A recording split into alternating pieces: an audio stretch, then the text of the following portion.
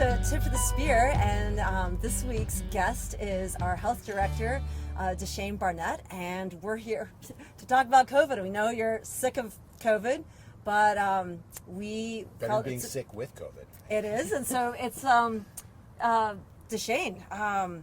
Actually, can we talk a little bit about the difference between a health officer and a health director?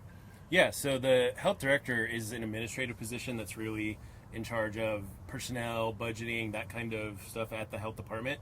The health officer is actually a statutory position. They're considered the lead local public health official.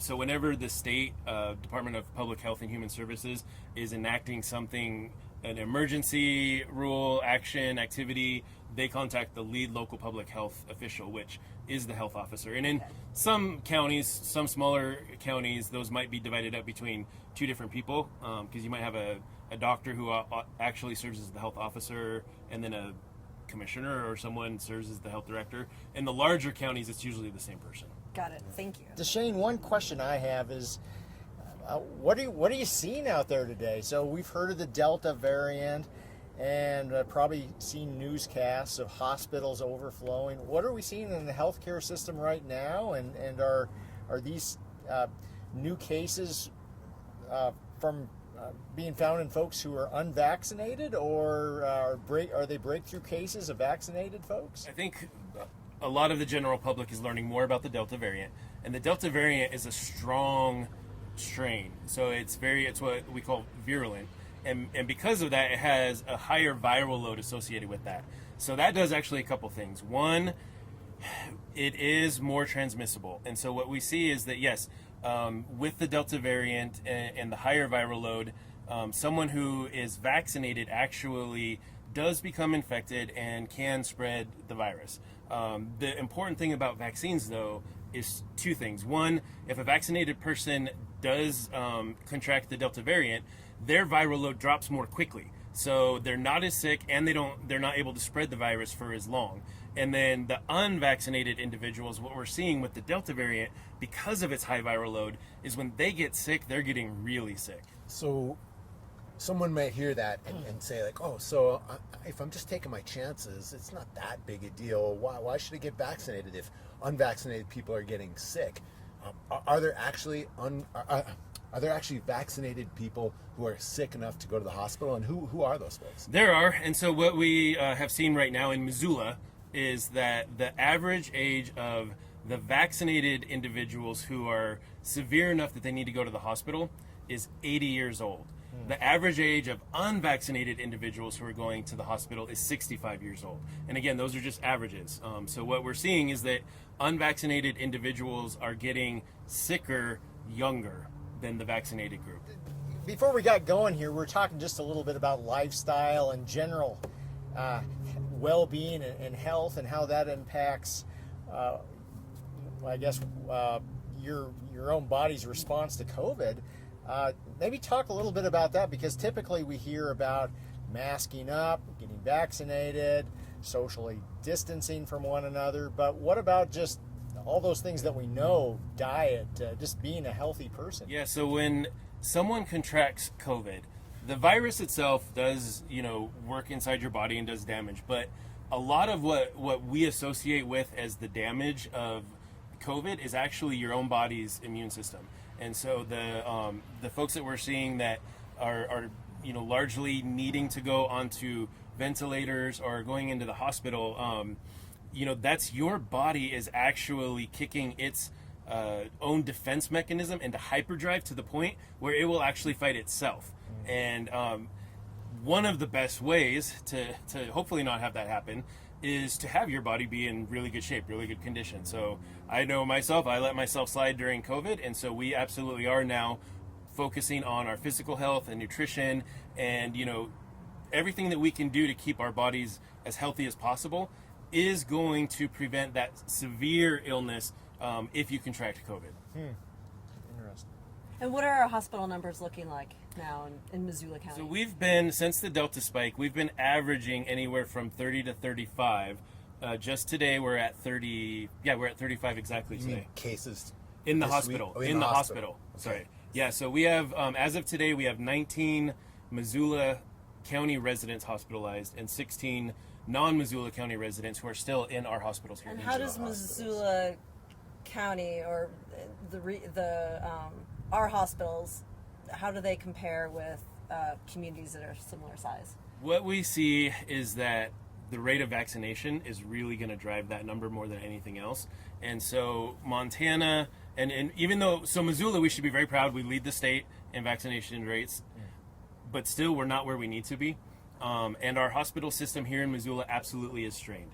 And we talk, so I talk regularly with both hospitals. I know the elected officials hear from the CEOs of the hospitals, and we are absolutely strained. Now, our hospitals are not as bad as other parts of the country where vaccine rates are closer to 30%, because ours is, up around 60%. And so our hospitals, we haven't got to the point yet where we're actively calling in the National Guard. But we have got to the point where that is on standby, so that if we can't contain this Delta spike, we will have to provide more support and services to our hospitals. What does that look like in terms of National Guard support?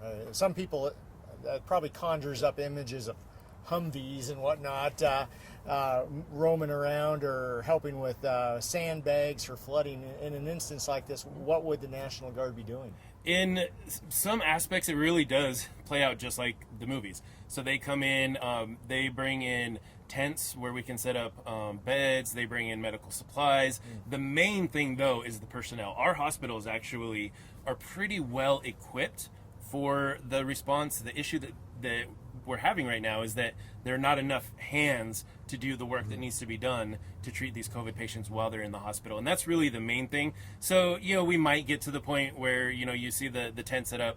But even if you don't see that, it's because those workers are inside the hospital just covering shifts. Right now, our hospital staff, the nurses, the doctors, all of our caregivers are just putting in so much time and effort to help get us through this spike. It does seem there's a little bit of a disconnect out there, and maybe some of your words today might help this. That I remember last year when we were in a really bad spot, you can kind of feel it when you were moving about the city or the county. You could feel it, man, something bad is happening. Right now out in the regular world, it kind of seems like things are more or less back to normal, yet inside the walls of those hospitals, you're describing people working shift after shift and being strained. Do you see something we can do to kind of help alleviate that pressure? So we put out, I think about a week or so ago, we put out a press release from the health department. And one of the biggest things that people can do is start limiting their circles, shrinking their circles. Because, what is happening is that, in this post-vaccine environment, everybody immediately wanted to go back to life as normal. Yeah. And so it's, going, out and seeing friends and family and restaurants and bars and movie theaters and all of the activities that we just were craving. And I get that. I really do get that. What that means, though, is that there's more opportunity for exposure when you have more people coming in contact with each other. And so what we're seeing is that not only our hospitals, but at the Missoula City County Health Department, so whereas, last fall when people were still really sort of, really taking this seriously because there wasn't a vaccine and people were scared, what we saw was that our contact tracers, for each active case might need to call a handful of people. We have active cases right now where we have had to call up to 100 close contacts because people are just out living their lives, and in some instances even just really ignoring all of the lessons that we've learned over the last 16 months. And what that has done has created more exposure, which with this strain that's more transmissible has translated to more cases. So how much is that costing us? The cost is pretty significant. And so we have our vaccine and testing efforts are right now 100% covered by the federal government. And so we're doing those, and we're going to eventually get paid for that from FEMA. Our contact tracing, case investigation, and monitoring efforts, however, are not covered by the federal government. They're not covered by FEMA. So here at Missoula County and the city and county of Missoula, just contact tracing and case investigation alone is costing up to about $150,000 a week. Oh my God. So you said a person has on average right now, or could have up to 100 close contacts. Yeah. How does that compare to last year? So last year for each positive case, and I don't have the data on me, but for each positive case, our callers were reaching out to a handful. So it could have been anywhere from 6 to maybe 10. Our averages right now have been closer to, the average is between 10 and 20. And then, like I said, we've had these, outliers of folks who have, really just thrown caution to the wind, and that's ended up putting a burden on our healthcare system. So if Missoula County is the only county in the region that has really put these efforts into contact tracing, into asking folks to quarantine and isolate, and other counties aren't doing it, or other regions of Montana aren't doing it, are our efforts futile? I would argue that they're not futile. They're definitely going to be less effective, but that doesn't mean that we can just stop doing what we're doing. Even here in Missoula and in Montana, we have to admit that we live in a global society. As soon as this last year in 2020, as soon as I heard the first case diagnosed in Seattle, I knew it would be here in Missoula. We've got a half a dozen flights coming in from Seattle every day here in Missoula. We are not an island unto ourselves. And so we have to realize that what other counties do, what other regions do, absolutely will affect us. That being said, maybe here in Missoula, we cannot end this pandemic alone. We can still do everything we can to reduce the numbers who are impacted by it here locally. And if that, maybe, maybe we can't stop everyone from here on out from dying from COVID, but we can try to reduce that number as much as possible. And that's going to mean the world to somebody who might have lost their family member, but didn't, because we put mitigation efforts into place. Thanks. It seems like one of the basics remains get vaccinated. So for those who are still hesitant about getting vaccinated, what's your advice? My mom didn't want to get the polio vaccine, but she did. And what that meant was that I didn't have to. And what we are going to see with coronavirus and especially, the COVID-19 that we're dealing with right now, is that when viruses are allowed to spread, they grow, they get stronger, they mutate. A virus wants to thrive just like any of us want to thrive. And our best defense is to give that virus nowhere to go, nowhere to spread until it dies out. And immunity is the way that we do that. And we are not going to be able to get the level of immunity that we need without vaccines. And so vaccines are absolutely our best tool against wiping this virus out. D'Shane, in your long career in public health, have you ever seen another instance where there was a specific drug or behavior, something that had to be changed for people to remain healthy, and a kind of a tipping point happened, and then the switch was made? And I just wonder, if you have, what do you think that tipping point is for us in terms of people are going to get vaccinated? This is not the first pandemic that has popped up in my career. It's definitely the first global pandemic. But we've had to deal with, H1N1, with SARS, with pertussis, and really, and that's also where a lot of these lessons that we've put to work with COVID, we learned from other viruses, like the H1N1 influenza, which is also a respiratory virus. Not the exact same, but very similar. So we have all these lessons learned. And, for example, in the SARS outbreak in 2003, almost 20 years ago, worldwide, 774 deaths, because people were actively putting into place all of these mitigation measures, the exact same mitigation measures that we're talking about right now, the distancing and the masking, the sanitizing, hand washing, limiting circles, limiting spread. That has worked in the past. I will be honest, I don't know what it's going to take to get people to take this seriously this time. Because now we have 650-ish thousand in deaths in just the United States alone. Exactly, and 4.5 million worldwide.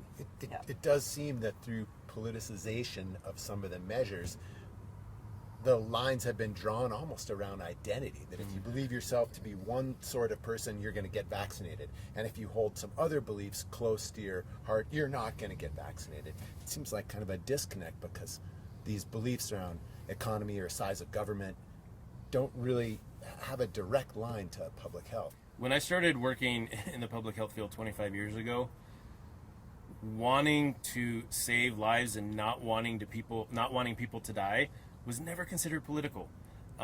That's a really radical change. Just over the last couple years. So, D'Shane, one of the questions that we've gotten from members of the public is, given the importance of being vaccinated, does local government in Montana, does Missoula County have the authority just to require that every person in Missoula County be vaccinated? Typically, government is not the one who actually puts that requirement. What we have normally are laws that say that businesses, certain types of businesses and schools can require vaccines. And so, again, I mentioned, earlier, as a child, I got many vaccines as a child. Polio was not one of them. I didn't need to. But I got many vaccines as a child. I had to do that in order to go to school. And so what our legislature did this past session was they said that a business cannot compel its employees to get vaccinated. And they did not limit that just to the COVID vaccine. That's any and all it says is vaccine, period. And so normally what we would do is, our big schools, our big employers, the city and county as employers would require their employees to get vaccinated, and we would require kids to get vaccinated. And that's the approach that's typically taken. So if you want to send your child to kindergarten, to public kindergarten, they're going to be asked that child has some vaccinations. If you want to go to the University of Montana, you'll be asked to show that you've had a certain set of vaccinations. Those rules have been around for decades and decades. Can a COVID vaccine kind of fit into that same sort of pathway? In many other states, it already has. Here in Montana, there is, from House Bill 702, which was the House bill that addressed vaccines and vaccine status, it did exempt schools under a different act. And so I'm not an attorney. I can't go through and speak for what that means. I'm not sure if our schools are or are not able to require COVID vaccines once they are beyond the emergency use authorization. The Montana law was very clear that no vaccine can be mandated if it's still under emergency use authorization. So you talked about lessons learned from SARS and other epidemics. What did we learn from last year dealing with this global pandemic? Unfortunately, what we learned last year, the Delta variant, both vaccines and the Delta variant are a game changer. And so what we saw last year was that children were naturally more resistant to this virus. And that's great. Like, we love our kids. We don't want them to get sick. What we are seeing is that with the Delta variant, that's not necessarily the case anymore. So our number of children ages 0 to 9 years old, who've been infected in the last month is 50% higher than it was for the month of November 2020 when we were in our last spike. Wow. And so what that means is that even though, yes, there are some lessons learned, all the mitigating behaviors, also, this Delta variant is a game changer. And, what we saw was that in the past, the people who were getting severely ill and, eventually dying largely tended to be older people. And what we're seeing now is that that's still true among the vaccinated population. But among the unvaccinated population, there are people my age who are in the hospital fighting and dying from COVID. Well, we've been talking about a lot of this at a high level of kind of policy and public health practice, but just bringing this down to earth here, what's this meant for you, D'Shane? What this COVID experience we've lived through, and before I forget, I just want to say we absolutely appreciate all the good work that you and your staff at the Missoula City County Health Department have been doing, and all of our healthcare providers. I think what this has really highlighted is that we are a community, and what I do impacts the lives of people around me, and we are all in this together, whether we like it or not. I might not like everyone in my family, but I love everyone in my family, and I don't want them to pass away from a disease and a virus that could have been prevented. And there are really easy things that we could be doing that could literally prevent people from dying. And I just really wish that we would do more of those things more often. What do you fear most? Having to, 20 years from now, look my son in his eyes and tell him that we didn't do enough. That he has family and friends and neighbors who died from a virus that they didn't need to. Okay, so to bring this home on a positive note, what are you grateful for given the last year?